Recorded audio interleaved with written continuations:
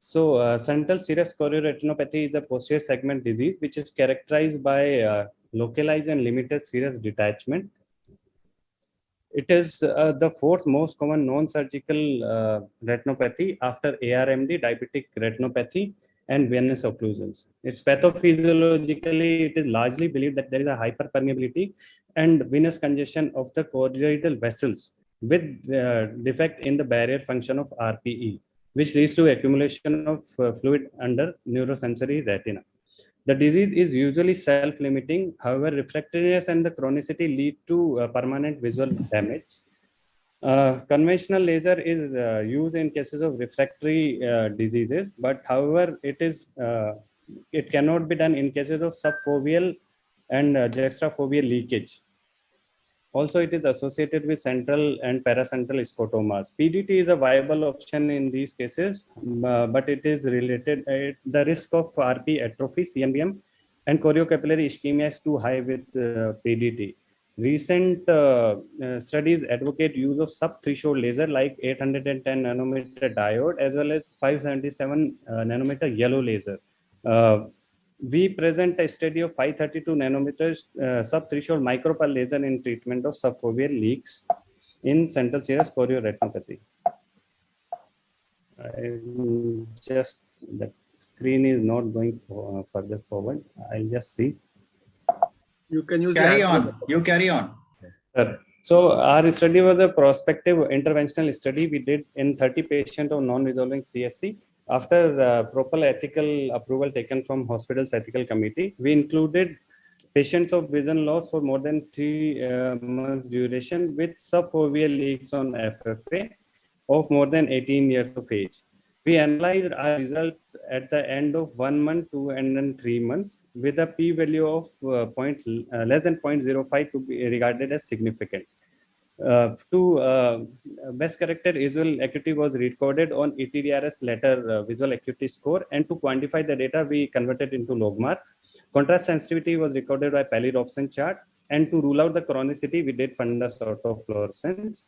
To localize the lesion, to localize the site of the leakage, fundus fluorescence angiography was done, and for central macular thickness, macular thickness map was used, and we calculated the neurosensory detachment height by using caliper, which was provided in the analysis tools. We used the 532 nanometer micropulse laser, and a 5x5 grade confluent spot was put over the area of focal leak using 5% threshold power. We measure our outcome as a primary measure was best corrected visual acuity and sensitivity at 3 months follow-up, and secondly measure were change detachment and central macular thickness.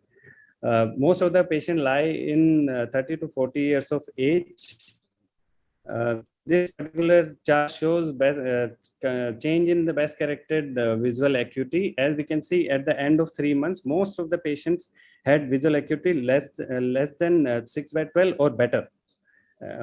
Similarly, on the chart on the right side shows continuously increase in the visual acuity at 3 months post STMP laser. Similarly, neurosensory detachment height was calculated, and at the end of 3 months, almost all the patient has less than 300 microns of neurosensory detachment height, which also can be seen on the right side of the graph that it is there is continuous decrease over a period of 3 months post STMP laser. Similarly, for the central macular thickness, this particular table shows there was a significant detachment in CMT post STMP laser.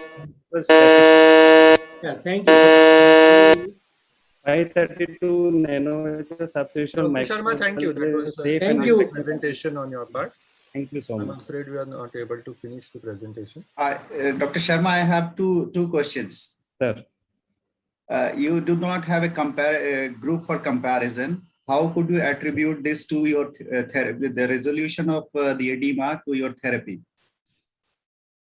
Sir, we did that comparison on the basis of decrease in CMT and neurosensory detachment, sir, at the end of 1 month and 2 months. Like the natural history of CSR, is that it gets resolved on its own. Sir, that's why we take those cases only those who did not resolve in 3 months of time. So non-resolving CSR cases were taken, sir. Did you have any chronic cases?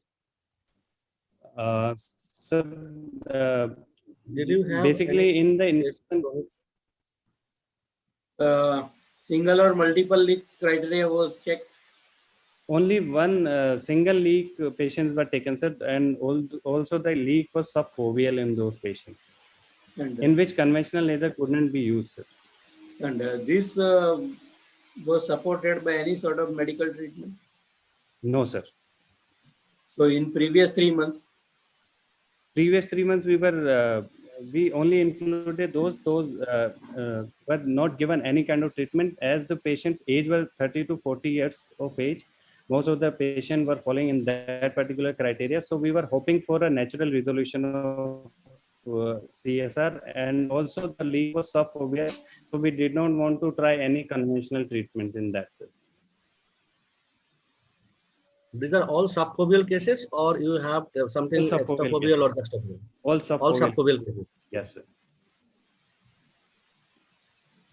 Okay. Okay, Nice thank you. presentation. Good. Thank you so Thank much. you so much. Thank